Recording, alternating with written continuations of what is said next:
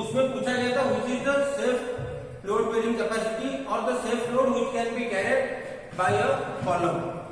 तो हमें कॉलम का सेक्शन क्वेश्चन में गिवन था और पूछा ये गया था कि वो कॉलम सेल्फ लोड कितना ले सकता है। अब हम देखेंगे ये कुछ अलग टाइप का प्रॉब्लम करेंगे, design problem. In design problem will be given the load, the self load will be given in the question and will be asked to find the section. Question पे आपको डिजाइन प्रॉब्लम में क्या होगा, question में आपको दिए गए होंगे कि लोड कितना आ रहा है और सेल्फ लोड कितना आ रहा है स्ट्रक्चर के ऊपर। अब आपको करना क्या है, इसमें आपको डिजाइन करना है कि उस लोड के लिए कौन सा सेक्शन अप्रोप्रिएट होगा। जैसे लोड क्वेश्चन में दिया गया होगा, आपको सेक्शन निकालने पड़ेंगे। प्रीवियस जो सवाल आप लोगों ने दोनों सवाल बनाए थे, उन दोनों में हम लोग ये देखे थे कि हमें सेक्शन दिया गया था क्वेश्चन में और पूछा गया था कि लोड कितना आ रहा है सेल्फ लोड निकालने के लिए। मगर यहाँ पर उल्टा होगा, they were analysis question and from here we start design problem. So there are some steps you should keep in mind before starting the design. तो डिजाइन करने के लिए कुछ स्टेप आपको ध्यान में रखना पड़ेगा। So first step I have written all the steps. Kindly note down them. अब देखो first step, assume the slenderness ratio, buckling class and grade of steel. तो पहले क्या करना पड़ेगा, अब देखो जैसे हम यहाँ से जो जो क्वेश्चन देखेंगे उस क्वेश्चन में हमें सेक्शन नहीं दिया गया होगा, only will be given the load। तो सेक्शन गिवन नहीं होगा, इसका मतलब यह है कि हमें स्लेंडरनेस रेशियो भी पता नहीं होगा, बकलिंग क्लास भी पता नहीं होगा, ग्रेड ऑफ स्टील भी पता नहीं होगा। खाली हमें लेंथ ऑफ द सेक्शन दिया गया होगा। तो हम जानते हैं lambda is nothing but KL upon R। हमें KL क्वेश्चन में दिया गया होगा, लेकिन हमको R नहीं मिलेगा, रेडियस ऑफ डायरेक्शन नहीं मिलेगा। क्यों ना, क्योंकि हम लोग को ये नहीं पता कि सेक्शन कौन सा यूज कर रहे हैं हम। तो वही हमको आखिर में निकालना है कि कौन सा सेक्शन उस लोड के लिए अप्रोप्रिएट होगा। अब देखो ध्यान से सुनना, पहला स्टेप में क्या लिख रहा हूं, assume the slenderness ratio, buckling class and grade of steel. तो ये तीन चीज हमें पहले एज्यूम करना पड़ेगा, slenderness ratio, buckling class and grade of steel. उस हिसाब से हम लोग निकालेंगे FCD। फॉर एग्जाम्पल देखो मैंने यहाँ पर थंब रूल लिखा हुआ है, ऐसा कुछ रूल नहीं है, लेकिन इस हिसाब से अगर आप जाओ तब इजीली क्वेश्चन सॉल्व कर सकते हो। जिससे आई सेक्शन हो तो आप एज्यूम करना 70 to 80 स्लेंडरनेस रेशियो। अगर एंगल सेक्शन हो तो आप एज्यूम करना 110 to 130 स्लेंडरनेस रेशियो। देखो ऐसे कुछ हार्ड एंड फास्ट रूल नहीं है कि आपको 70 to 90 लेना है या 110 से 130 ही लेना है, लेकिन एग्जामिनेशन पॉइंट ऑफ व्यू के लिए आपको अगर डिजाइन के प्रॉब्लम आए इस हिसाब से आप अगर लोगे तो आपका इजीली आंसर निकल सकता है। तो आई सेक्शन भी, I section column I will be taking around slenderness, I will be assuming slenderness ratio 70 to 90 and if angle section I will be assuming slenderness ratio 110 to 130। अब देखो next step मैंने क्या लिखा है, P is less than equal to PT। आपको code में आप लोग लिखे थे IS 2007 में कि self load carrying capacity is always less than और इक्वल टू, लेस देन भी हो सकता है और इक्वल टू भी हो सकता है, किसके साथ, स्ट्रेंथ ऑफ द कॉलम के साथ। ये स्ट्रेंथ ऑफ द कॉलम आप लोग कैसे निकाल देते हैं, PP is equal to A into FCD। अब देखो FCD आपको मिल जाएगा, कैसे मिलेगा, आपने यहाँ पे बकलिंग क्लास एज्यूम किया है, स्लेंडरनेस रेशियो एज्यूम किया है, ग्रेड ऑफ स्टील एज्यूम किया है। ये तीनों एज्यूम करने के बाद आप टेबल 9 में रेफर करना, 9A, 9B, 9C और 9D। उस हिसाब से टेबल रेफर करके आपको FCD मिल जाएगा।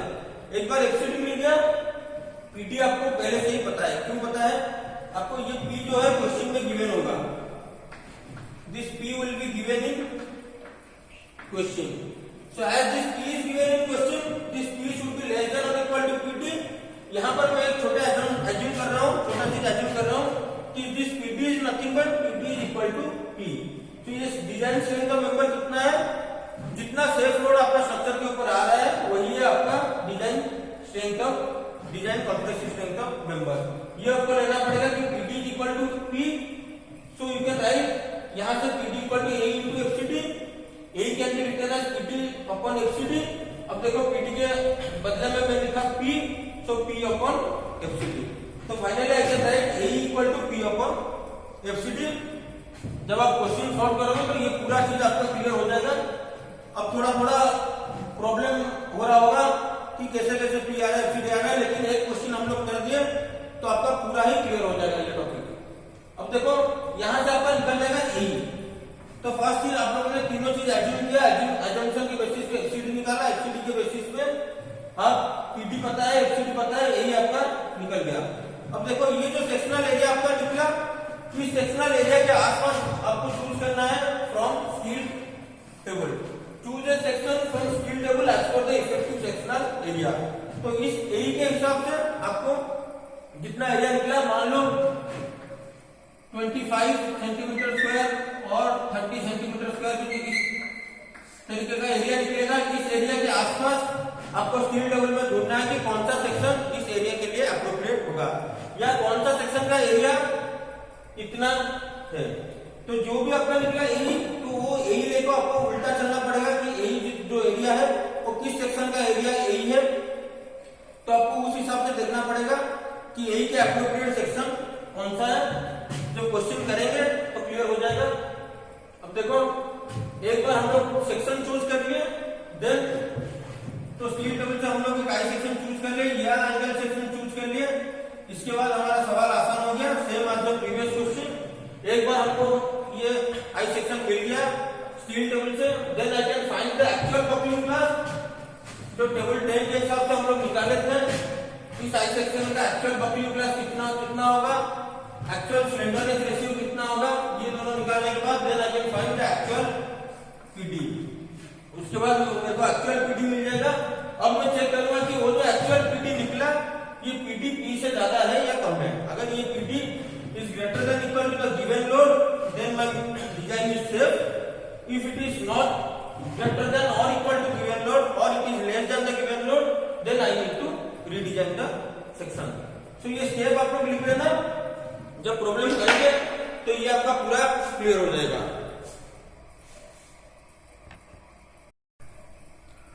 So write the next question. Design a column section to carry a factored axial load of 500 kN. The column is 3.6 meter long and is effectively held in position and restrained against rotation at both ends. Full stop. Consider Fy equal to 250 Newton per mm square. Design a column section to carry a factor axial load of 500 kN. The column is 3.6 meter long and effectively held in position and restrained against rotation in both ends. अब देखो question पहले ध्यान से पढ़ना, फिर देखना हमें पूछा क्या गया है। यहाँ पे लोड गिवन है 500 किलोन्यूटन, जो पिछला क्वेश्चन में हमें मांगा था वो यहाँ पे गिवन है। और क्या है, length of the column given है 3.6 मीटर और एंड कंडीशन भी गिवन है। मतलब हम इस हिसाब से KL निकाल सकते हैं। एंड कंडीशन गिवन है, length of the column given है, लोडिंग गिवन है, Fy भी गिवन है। अब हमें निकालना क्या पड़ेगा कि कौन सा सेक्शन ये लोड के लिए, ये एंड कंडीशन के लिए और इस लेंथ के लिए अप्रोप्रिएट होगा और सेफ होगा। अब देखो सॉल्यूशन करते हैं। P is given 500 kilonewton. So let us assume, हम लोग पहला स्टेप के हिसाब से जाएंगे। अब अगर कॉपी पे नोट किए होंगे तो देखना, हम लोग डिजाइन स्टेप्स में पहला स्टेप लिखे, let us assume slenderness ratio. अब स्लेंडरनेस रेशियो में लिखा था कि 70 से 90 के बीच एज्यूम कर सकते हैं। तो कोई वैल्यू आप अपने मन से एज्यूम कर सकते हो, 70, 80, 90 कुछ भी करो। So here I have assume slenderness ratio equal to 90। Buckling class मैंने बी एज्यूम किया है। बी क्यों एज्यूम किया है? अब देखो, अगर आप टेबल 10 देखो तो पिछले जो दोनों सवाल किए थे वहां पे भी हमारा बकलिंग क्लास आया था बी। बकलिंग क्लास मैंने बोला था वीकर एक्सिस में लेना है, वाई एक्सिस में। अगर आप आई सेक्शन देखो टेबल 10 वाला, तो पहले ही लाइन पे आपको दिखेगा बकलिंग क्लास वाई एक्सिस पे है बी। तो ये एज्यूम करना सही रहेगा। अगर आप ए एज्यूम करके चलते हो भी कोई गलती नहीं होगी। तो मैंने यहाँ पे स्लेंडरनेस रेशियो मैंने लिया है 90 और बकलिंग क्लास लिया है बी। ये दोनों है एजम्पशन। तो ये दोनों ध्यान से याद रखना, एजम्पशन है, ये क्वेश्चन पे कहीं भी नहीं दिया गया है। मैंने अपने मन से एज्यूम किया कि स्लेंडरनेस रेशियो मेरा 90 है और बकलिंग क्लास मेरा बी है। अब देखो ये स्लेंडरनेस रेशियो और बकलिंग क्लास को लेके मेरे को निकालना पड़ेगा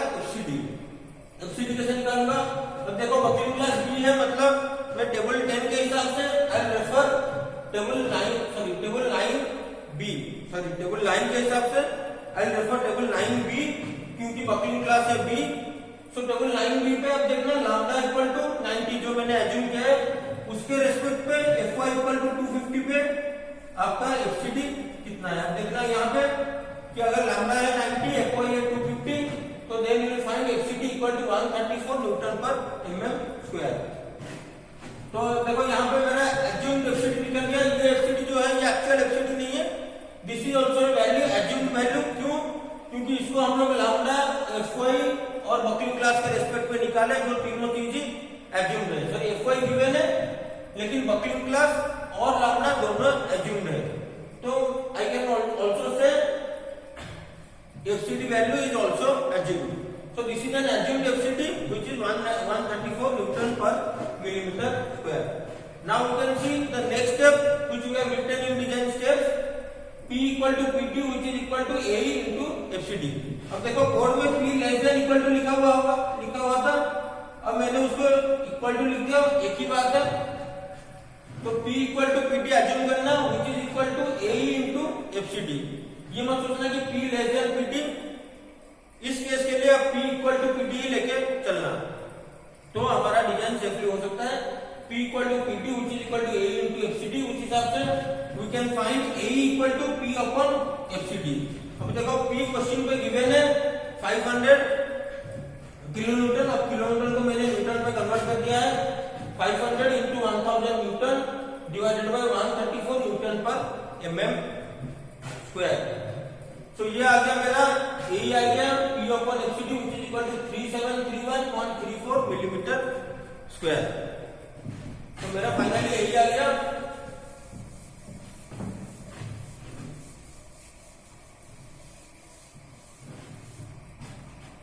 A equal to 3731.34 millimetre square, और I can write 37.31 centimetre square. ये फाइनली आ गया हमारा एई और इफेक्टिव सेक्शनल एरिया। इस एई को लेके हम लोग देखेंगे कि एप्रोप्रिएट सेक्शन स्टील टेबल में कौन सा होगा जिसका एई 37.31 सेंटीमीटर स्क्वायर के आसपास है। अब देखो हम लोग स्टील टेबल में देखेंगे,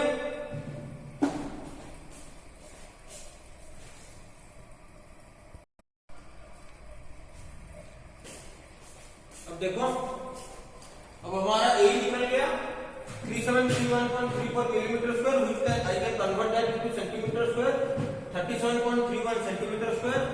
the next is I need to find a appropriate section which area is nearly equal to 37.31 centimetre square. मैं बोल रहा हूं area is nearly equal to 37.31 centimetre square, ऐसे नहीं कि 37.31 ही लेना है, हमें उसके आसपास वाले एरिया से एक सेक्शन लेना है।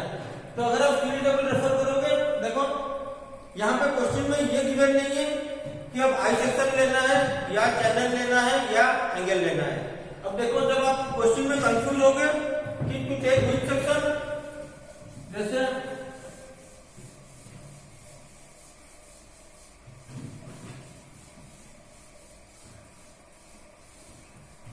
देखो यहाँ पे आपके पास तीन ऑप्शन है, you can take I section, you can take a channel section, you can take a angle section, you can take a double angle section, कुछ भी ले सकते हो आप लोग, स्क्वायर होलो सेक्शन। तो देखो कुछ भी लेके डिजाइन कर सकते हो, लेकिन अगर आप एग्जामिनेशन पॉइंट ऑफ व्यू से देखो तो आई सेक्शन आपका ज्यादा इफेक्टिव रहेगा और पास होने का चांसेस ज्यादा है। जैसे आप एंगल लेके करोगे तो ये इजीली फेल हो जाएगा, फिर आपको एग्जाम में रीडिजाइन करना पड़ सकता है। चैनल भी आपका इजीली फेल हो सकता है, लेकिन अगर आप आई सेक्शन लेके कर रहे हो तो आपका पास होने के चांसेस बढ़ जाएंगे सेक्शन। और देखो लेकिन अगर क्वेश्चन में स्पेसिफाई किया गया है कि डिजाइन अ चैनल सेक्शन और एंगल सेक्शन और डबल एंगल सेक्शन और ट्यूब सेक्शन, देन आपको वो सारा लेके डिजाइन करना पड़ेगा। लेकिन अगर क्वेश्चन जैसे इस क्वेश्चन में डिजाइन कुछ ये नहीं दिया गया कि हमें सेक्शन कौन सा लेना है, तो you are free to choose any section, then you can prefer this I section over all the sections. तो मैं आई सेक्शन को बाकी सेक्शन के ऊपर प्रिफर कर सकता हूं। So I refer page number 20 table 4, जहां पे भी आप टेबल 4 बोल के देखना, page number 20 Indian skill table का, आईएएस कोड का नहीं। मैं जहां जहां पे भी टेबल और पेज नंबर का बात करता हूं, then I to specify whether it is of IAS 800 2007 और इंडियन स्किल टेबल। ये मत करना कि पेज नंबर 20 खोल के बैठ जाना आईएएस 800 का। तो मैं जो भी बोल रहा हूँ, जिस टेबल का बोल रहा हूँ, जैसे स्टील टेबल का अगर बोल रहा हूँ तो स्टील टेबल का रेफर करना, आईएएस 800 का बोल रहा हूँ तो आईएएस 800 का रेफर करना। अब देखो पेज नंबर 20 टेबल 4 में देखना कि आपको ऐसा टेबल मिल जाएगा, section, weight per metre, effective area, height of the section, breadth of flange, thickness of flange, radius of gyration. Thickness of web भी होगा, जितना जरूरी है मैंने उतना लिखा हुआ है। अब देखो आपका एरिया है 37.31, मेरे को 37.31 के आसपास की एक एरिया लेना है। अब देखो इससे अगर आप ज्यादा का एरिया ले रहे हो फिर भी सही है, आपका ज्यादा सेफ है।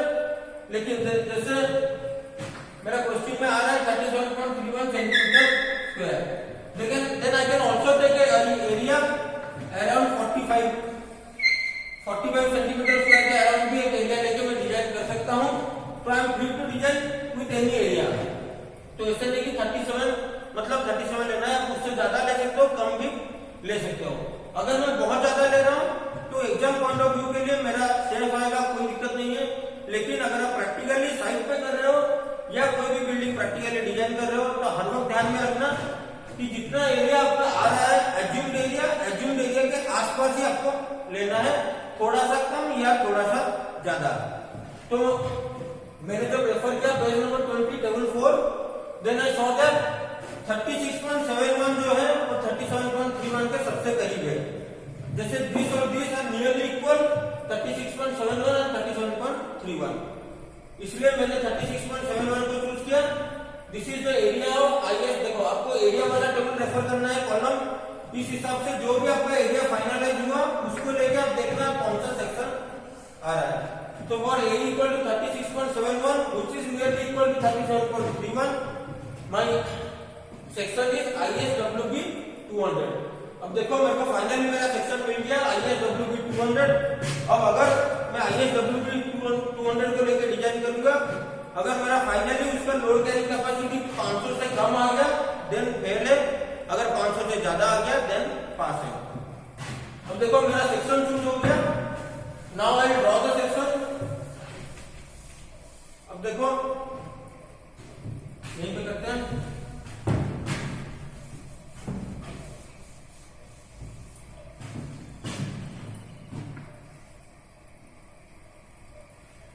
This is my suppose,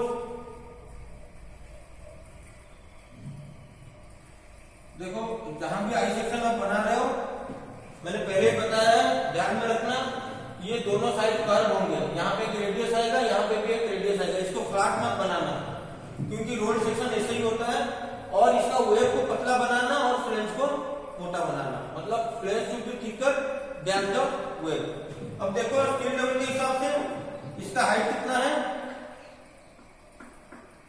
200 mm, ISWB 200, इसका हाइट है 200 mm, ब्रेड्थ ऑफ फ्लेंज है 140 mm, थिकनेस ऑफ फ्लेंज है 9 mm, और बाकी radius of direction Z axis में 8.46, यहाँ पे यूनिट है सेंटीमीटर। ध्यान रखना रेडियस ऑफ डायरेक्शन जो है सेंटीमीटर पे दिया गया है 8.46 सेंटीमीटर और वाई एक्सिस में है 2.99 सेंटीमीटर। अब देखो जेड एक्सिस ये हो गया आपका जेड एक्सिस। ये एक्सिस कहां से चूज करना है, आप जो टॉप लेफ्ट कॉर्नर होगा वहां पे एक डायग्राम दिया गया होगा स्टील टेबल के टॉप लेफ्ट कॉर्नर में एक डायग्राम होगा ऐसा ही, वहां पे देखना जेड एक्सिस कौन सा है और वाई एक्सिस कौन सा है, उस हिसाब से टेबल रेफर करना। तो ये है Z axis and this one is your Y axis. अब देखो जेड एक्सिस और वाई एक्सिस आप लोगों ने ले लिया। अब हमारा काम क्या है, देखो एरिया हमें मिल गया। Now my section is ISWB 200 which effective area is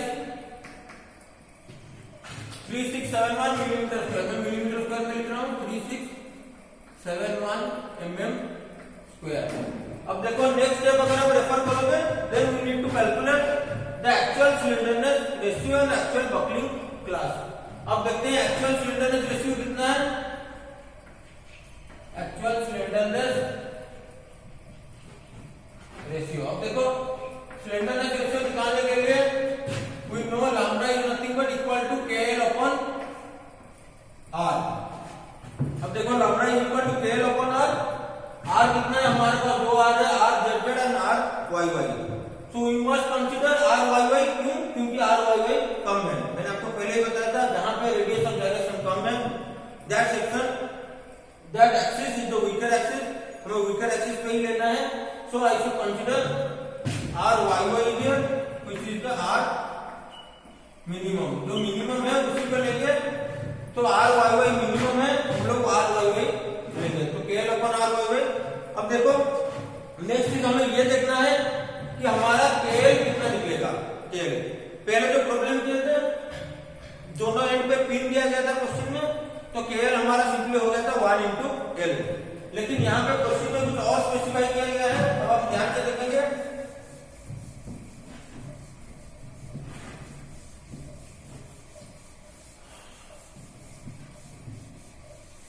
अब देखो क्वेश्चन में स्पेसिफाई है the end condition, the column is restrained in translation. Check कर लेते हैं question. The column is effectively held in position and restrained in rotation। अब देखो the column is effectively held in position, इसका मतलब क्या है? इसका हर एक सपोर्ट, मान लो ये सपोर्ट है यहाँ पे, ये सपोर्ट कौन सा है हमें पता नहीं है। अब हम ये देखेंगे कि ये सपोर्ट कौन सा है। उसने क्वेश्चन में स्पेसिफाई किया है कि ये जो सपोर्ट है this is held in position in both direction, effectively held in position. अब देखो इफेक्टिवली हेल्ड इन पोजीशन का मतलब क्या है, ना ये वर्टिकली मूव कर सकता है ना ये हॉरिजॉन्टली मूव कर सकता है। That means this support can not move vertically और इट कैन मूव हॉरिजॉन्टली। तो आज ये हॉरिजॉन्टली और वर्टिकली दोनों तरफ मूव नहीं कर सकता। क्यों? क्योंकि क्वेश्चन में लिखा हुआ है कि the section is effectively held in position in both direction. इसका मतलब है ये अपना पोजीशन चेंज नहीं कर सकता, इसको पोजीशन को होल्ड किया गया है in both direction. That means it is restrained in X axis and restrained in Y axis. इसका मतलब है ना ये एक्स एक्सिस में मूव कर सकता है ना ये वाई एक्सिस पे मूव कर सकता है। और एक चीज एक्स्ट्रा दिया गया है, it is also restrained against rotation, मतलब एक्स एक्सिस में मूव नहीं कर सकता, वाई पे मूव नहीं कर सकता, and it can also not rotate. तो हमारा टीम रिएक्शन आ गया। ध्यान से देखना ये टीम रिएक्शन कहां से आए ना। पहला चीज क्वेश्चन पे दिया गया है, it is the section is effectively held against position, तो it can not move in horizontal और vertical axis. Effectively held in position का मतलब क्या है, it can not move horizontally और it can move vertically. Second line लिखा हुआ है कि it is also restrained against rotation. इसका मतलब है रोटेशन भी हो नहीं सकता, it is also restrained against rotation. अब देखो हॉरिजॉन्टल और वर्टिकल मूवमेंट के लिए मैंने 2 रिएक्शन दिए और रोटेशन के लिए मैंने तीसरा रिएक्शन दिया। अब देखो दूसरे एंड में भी वही होगा कि हॉरिजॉन्टल मूवमेंट के लिए एक रिएक्शन, वर्टिकल के लिए एक रिएक्शन, हॉरिजॉन्टल के लिए एक रिएक्शन और तीसरा रिएक्शन है रोटेशन के लिए। अगर आप देखो ध्यान से तो हम लोग पहले भी पढ़े, इंट्रोडक्शन में पढ़े थे इसी चैप्टर पे, कि अगर 3 रिएक्शन आ रहे हैं ऐसे ऐसे तो ये कौन से सपोर्ट होगा। अगर 3 रिएक्शन आ रहा है, एक हॉरिजॉन्टल एक वर्टिकल और एक मूवमेंट रिएक्शन, तो ये सपोर्ट कौन सा होगा। हम लोग देखते थे कि support is nothing but fix support. इसका मतलब है कॉलम मेरा यहां से फिक्स्ड है और यहां से भी फिक्स्ड है। ये क्यों फिक्स्ड है, ये कैसे पता लगा। फिक्स सपोर्ट हम लोग को पता है, fix support has 3 reaction, one is vertical reaction, one is horizontal reaction and one is movement reaction. Fix support के 3 रिएक्शन होते हैं। यहाँ पे क्वेश्चन पे उसने सीधा सीधा फिक्स सपोर्ट है ये नहीं बताया है, उसने उसको कैसे बताया है कि this support is effectively held in position in both directions and also restrained against rotation. मतलब ना ही ये पोजीशन चेंज कर सकता है ना ही ये रोटेट हो सकता है। उस हिसाब से आपको ध्यान में रखना पड़ेगा कि दोनों रिएक्शन कितने कितने हैं, मतलब पोजीशन नहीं कर सकता 2 रिएक्शन और रोटेट बंद हो गया, वो है तीसरा रिएक्शन। तो ये 3 रिएक्शन को रेफर करके I can say this is a fix support. देखो अगर इसमें कुछ दिक्कत हो रही है तो अब जो पहला वाला वीडियो मेरा है इंट्रोडक्शन में मैंने KL/R पढ़ाया था, जो KL पढ़ाया था वहां पे मैंने हर एक चीज का एक रिएक्शन करके बताया था कि कैसे कैसे कैसे कैसे आता है, सपोर्ट क्या होता है, रिएक्शन क्या होता है, ये इंट्रोडक्शन में बताया है। अब फर्स्ट वाला वीडियो और एक बार देखना उस क्वेश्चन को तो आप समझ जाओगे। अब देखो अगर दोनों तरफ फिक्स्ड है then I can refer table 11। You can refer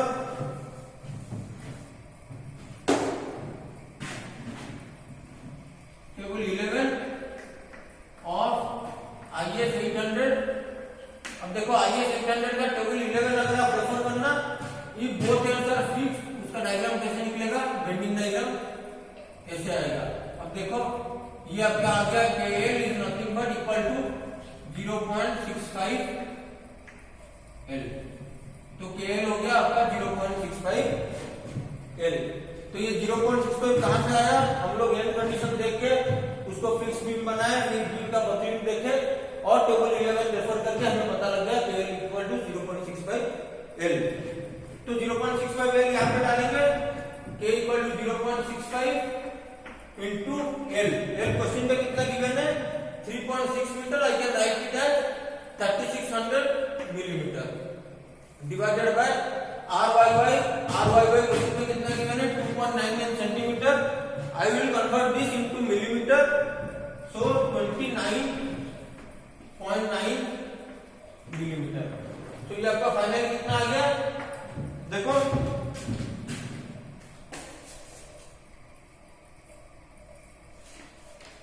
तो ये आ गया 78.28। तो दिस इज फाइनली 78.28। तो आपको ऐसे एक्चुअल स्लेंडरनेस रेशियो जो है ये मिल गया 78.28। तो स्लेंडरनेस रेशियो मिलने के बाद नेक्स्ट चीज है we need to calculate the buckling class. अब देखो बकलिंग क्लास कहां से निकालेंगे, so for buckling class you need to refer table 10 of IS 800 2007। अब IS 800 2007 पे टेबल 10 रेफर करना, तो वहां पे देखो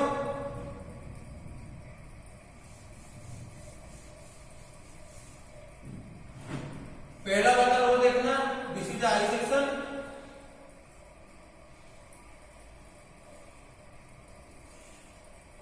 ये है 200 mm, हमें स्टील टेबल से मिला था, this one is 200 mm height and depth is width is 140 mm, thickness of flange is 9 mm। So I can right H/BF is nothing but equal to 200 mm divided by 140 mm। ये आपका निकल जाएगा 1.4। तो 200 mm divided by 140 mm ये आपका निकल गया 1.4। अब देखो H/BF is greater than 1.2। तो अगर H/BF greater than 1.2 निकलता है then you need to check TF। So our TF is equal to 9 mm which is less than 40 mm। अब देखो H/BF is greater than 1.2, TF is less than 40 mm। तो इन दोनों का refer करके मैं बोल सकता हूं कि my buckling class is A in ZZ axis and B in YY axis. तो मेरा फाइनली बकलिंग क्लास क्या निकला, ZZ एक्सिस पे A निकला और YY एक्सिस पे B निकला। अब देखो मेरे को एक्चुअल स्लेंडरनेस रेशियो मिल गया, एक्चुअल बकलिंग क्लास भी मिल गया। अब मैं नेक्स्ट फाइंड करूंगा FCD।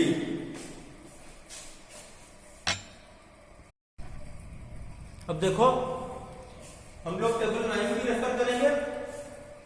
हमारे में निकला buckling class is B, at buckling class is B will refer table 9B IS 800 2007। अब अगर टेबल 9b पे देखोगे हमारा स्लेंडरनेस रेशियो निकला 78.28, तो 78.28 पे हमें नहीं मिलेगा, तो for 70 FCD equal to 166 and for 80 FCD equal to 150। ये आपको टेबल पे मिल जाएगा। आप लैम्बडा का कॉलम देखना और FY 250 का कॉलम देखना। तो lambda equal to 70, so FCD equal to 166, if lambda equal to 80, FCD equal to 150. So for lambda equal to 78.28, FCD equal to, ये हमें निकालना पड़ेगा through interpolation. Through interpolation we can find FCD is nothing but equal to 150 minus 166 divided by 80 minus 70 whole into 78.28 minus 70 plus 166, which is equal to 152.824. अब interpolation पिछले वाले video पे मैंने detail पे बताया था x1 y1 करके, तो उसको आप रेफर कर सकते हो। यहाँ पे मैं डायरेक्टली कर रहा हूँ। सो इंटरपोलेशन करने के बाद एक्सीडी मेरा निकला 152.784 न्यूटन पर mm स्क्वायर। अब देखो एक बार एक्सीडी निकल गया, this is the actual A X D, then I found PT equal to A into FCD. A है 36.71 millimetre square into FCD 152.784 newton per millimetre square. तो फाइनल मेरा पीटी निकल गया 560.87 किलोमीटर। देखो अब आपको देखना पड़ेगा कि आपका फाइनल जो आईएस जो इंडियन आई सेक्शन बी में आईएस डब्ल्यूबी 200 जिसको लेकर आप डिजाइन कर रहे हो, अब तक जो डिजाइन कर रहे थे, तो उसका स्ट्रेंथ फाइनल कितना निकला, मतलब 3.6 मीटर अगर कॉलम है और दोनों तरफ फिक्स्ड है, 3.6 मीटर का कॉलम दोनों तरफ फिक्स्ड है। अगर आप इसको डब्ल्यूबी 200 ले हो तो इसका स्ट्रेंथ कितना निकलेगा, इसका स्ट्रेंथ निकलेगा 560.87 किलोमीटर। तो मतलब फाइनली एक कॉलम जिसका दोनों एंड फिक्स्ड है, लेंथ है 3.6 मीटर, अगर उसको हम लोग ISWB 200 लेके डिजाइन किए और ISWB 200 कंसीडर किए, then the strength of the column is 560.87 kilometer. तो अब आपको ये चेक करना पड़ेगा कि ये जो स्ट्रेंथ है ये लोड से ज्यादा है या कम है। हम पहले भी डिस्कस कर चुके हैं, अगर स्ट्रेंथ लोड से कम आया then it is fail and if strength is more than load then it is pass. अब देखो मेरा स्ट्रेंथ 560.87 किलोमीटर निकला और मेरा लोड क्या है 500 kilometre. That means my strength of my member ISWB 200 is more than the load, hence it is safe. That means आपका finally design क्या निकला कि अगर आपका लोड 500 किलोमीटर है और हाइट 3.6 मीटर है with both end fixed, then you can consider ISWB 200. This will be safe as its strength is around 560.87 kilometer and your load is only 500 kilometer. Thank you.